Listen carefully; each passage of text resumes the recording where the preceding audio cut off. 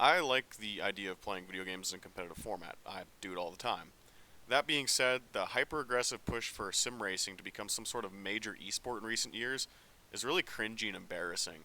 It makes the entire industry, from developers to community members, look completely delusional. The reality is that nobody's watching and nobody really cares. This is still just a weird hobby for old men. And you know what? That's fine. I still enjoy it. Hell, I work in the industry. I subject myself to this stuff for 8 hours a day, 5 days a week. For the people who love auto racing, driving race cars on the computer is awesome. But unlike a lot of people, I don't try and pretend it's something it's not. I'm well aware that sim racing as an esport is actually dying this really bizarre, awkward death. And these are the three reasons why. Companies are pulling out. Even though there always seems to be a stream of new brands willing to put down a lot of money to host a sim racing tournament, what gets lost in this discussion are the companies who are already left. Intel were early adopters of sim racing esports with their Intel Masters Championship, but after a few select tournaments in the late 2000s, they never came back. Visa held this massive $1 million purse Formula E race, but after just one event, they too never came back. Eurogamer reeled in Thrustmaster and Nvidia to sponsor their Assetto Corsa World Championship Series, but this series folded after just one season. It never happened again. GT Academy, a source of pride for the entire sim racing community, regardless of what game you play, folded this year. It's over. And even Sim Raceway, a game that paid out actual cash prizes for winning online events, even the smaller one-off races or time trial competitions, they close up shop too. So Intel, Visa, Thrustmaster, Nvidia, and Nissan. Those are some really big, important names who were once the title sponsors of major competitions, who just straight up bailed on the competition they helped fund. When asked to ask what these companies saw in their metrics to go from sponsoring a $1 million esports championship, or a driver development search, or some sort of big prominent online championship, to just pulling the plug and killing their respective series after just a single event or a season. Viewership is pathetic. If you actually sit down and look at the view count for a lot of prominent online championships, you can easily hit that view count yourself just by making your own shitty YouTube video and posting it somewhere on social media. First off, a lot of people will counter my upcoming evidence with claims about Facebook video view counts being much better than YouTube, but what these people forget is that Facebook is actually being taken to court over misleading metrics, with plaintiffs claiming Facebook inflated video metrics anywhere from 150 to 900% over the past couple of years. I'll leave the link in the description because this is a long read and kind of a different topic, but in general, what it means is that Facebook video views are complete bullshit, so we can't go by them for any sort of esports audience size. Anyways, to understand just how bad viewership is, we need to find the oldest, longest running sim racing esports series, and then compare its growth over however many years it's existed to a few different tiers of what we'd consider a modern day mainstream esport. And I'll save you the time of research on this, it's actually the NASCAR Peak Antifreeze series. So there has been a top level NASCAR esports series really since the mid 1990s, and Peak is just the modern continuation of it. So the Peak Championship has its roots in the NASCAR Racing Online series, and here you can see it actually received coverage in the mid 1990s on Fox. They're using NASCAR Racing too, so my best guess is this aired either 1996 or 1997, but I believe it existed a bit earlier for NASCAR 1 as well. So this kind of esports scene obviously started with Papyrus games. Of course, by the early 2000s, it became convoluted, and there were a few series that could kind of lay claim to the main NASCAR Esports Championship, whether it be Ascourse or the Dirty Mo Posse. But one way or another, it still received this massive TV coverage and mention in sim racing publications. The footage I'm playing is from two specific instances where both Dale Earnhardt Jr.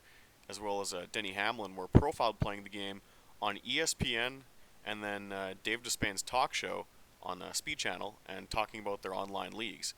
So there were a ton of eyes on it even back then to generate some interest. I'm sure the Americans can attest to ESPN not exactly being a small channel. This is in everyone's homes. And then, of course, with the release of iRacing, the Peak Series was established and has existed under one name or another from 2010 to 2019, which is obviously present day. And again, it hasn't been this little grassroots league. As you can see from these highlight packages I'm playing, it's received constant promotion both on the relevant internet hubs as well as national TV for 23 years. Okay, so the most exciting race in the history of this championship, the 2018 round of Homestead, a massive duel between Ray Alfala and Ryan Luza to determine the overall winner, 10,000 views. About 2,000 live, I was one of them, I can attest to the stream count, I'm not bullshitting you here, And then over the next 5 months or so, a few thousand more trickled in because their link was heavily promoted on social media. This is after the series has existed in some form for 23 years. And you could argue that NASCAR is an American centric sport, so maybe the audience size is limited, but alright, let's compare it to another American centric esport. Let's go with Madden, because I'm a football guy.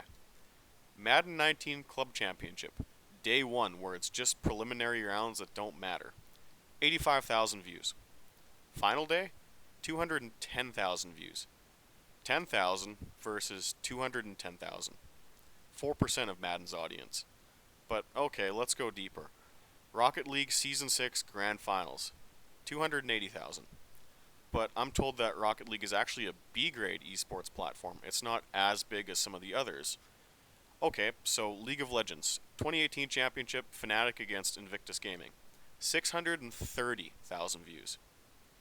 FIFA 19 Ultimate Team Champions Cup, December, 700,000 views. Go back a month to November, 1,000,000 views versus 10,000. And this doesn't factor in the smaller esports series. For example, here's some view counts of the iRacing Rallycross series and the Cars Tour Late Model esports series. It's not good. It's actually, it's kind of embarrassing. Now, are there exceptions? Sure, absolutely. The Gran Turismo Sport Finals, 140,000.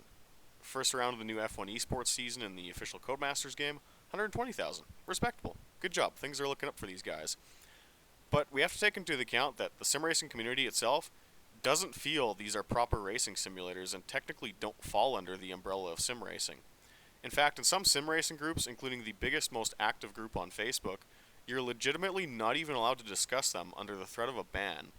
So if you want to say sim racing isn't doing that bad as an esport, and you use Gran Turismo or Formula 1 as an example, sorry, but the community itself doesn't even agree that they're simulators.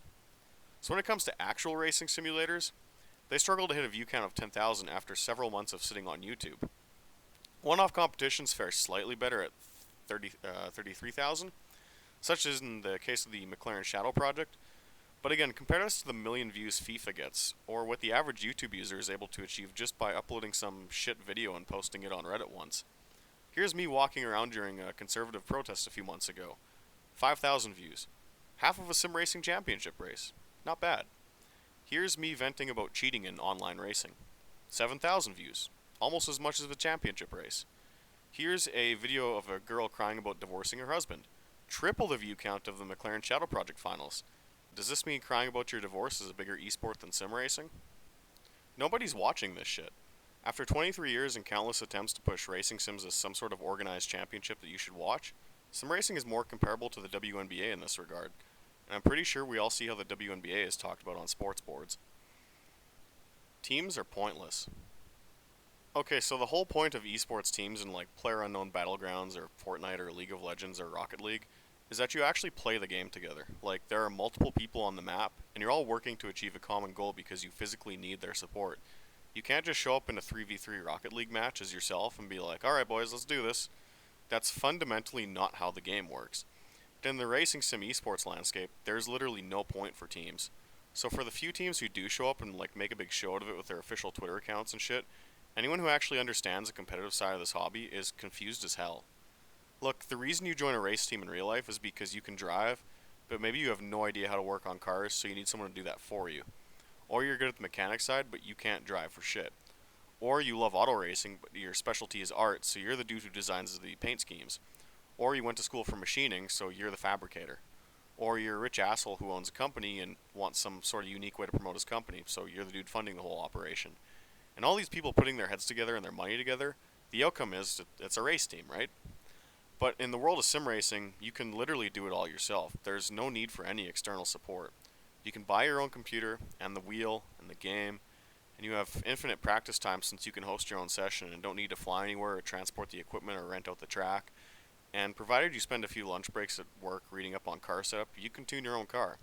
And if you go pirate Photoshop or grab a copy of paint.net for free, you're also a car designer. Wow, you are literally the whole fucking race team. So then you get to stuff like NASCAR Heat's eSports Championship or the Peak Series this year, and they've both implemented a draft and had some sort of eSports organizations come aboard, and everyone's too nice to ask this question, but what do these teams actually do? Like, I'm excluded because I'm Canadian, but let's say after I won Richmond last year, I go try hard for NASCAR Heat and make it into the NASCAR Heat Pro Series, and I get signed by the Wood Brothers team. I have a wheel. I have a PS4. I have a setup that's literally the number one in the world because, well, I beat everybody. I can practice whenever I want. What exactly does me being drafted to, say, the Wood Brothers provide me with? Seriously, like, anecdotal, I called Wood Brothers a few years ago because you had to if you wanted to order a Ryan Blaney shirt outside of America. There's this really friendly, like, Southern woman that took my credit card number over the phone. It was, like, straight out of 1985. It was awesome. You're seriously going to tell me that this same operation that takes my credit card over the phone has some sort of top secret NASCAR Heat 3 R&D sector that'll, like, supply me with glitch setups that help me gain an entire second in an eSports league? Come on now. These teams that you see in sim racing esports are all smoke and mirrors. Orgs just lend the usage of their logos to make the series appear bigger than it is, or it's just kids role playing on Twitter. Like, they give their TeamSpeak channel an official motorsports name, like HPM Motorsports or Go Fast Turn Left Racing, whatever. Who gives a shit? You know, like the Ender role models where they all dress up as like medieval knights and shit. That's what's going on here. It's just with virtual cars. It's the same shit. It's live action role playing. Both situations, at least in my opinion, are equally cringy and stupid. But I shouldn't have to tell you that. It's done to give off the appearance that sim racing as an esport is actually bigger and more legit than it is. Because if you actually compete in this stuff, or you're just part of the scene, or you just play racing sims at a high level, you know that a team isn't necessary and you can just do it all yourself. Okay, so I'm bad at these, but thank you for sitting through my shitty video where I complain about things. Sim racing isn't growing as an esport. It'll never grow as an esport.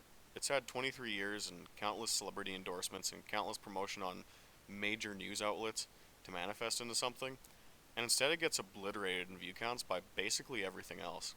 The few racing games that have established decent sized followings, the sim community itself doesn't even consider to be proper simulators anyway. Companies are pulling sponsorships, view counts of season finales can be matched or eclipsed by crying about your divorce or walking around downtown during a small protest, and teams are literally pointless. The more devs in the community continue to push this weird esports movement as if it'll take off one day, the more you'll end up looking like that guy in a shitty bar band at 35, convinced that he's weeks away from his big break as he solos in front of like 3 people.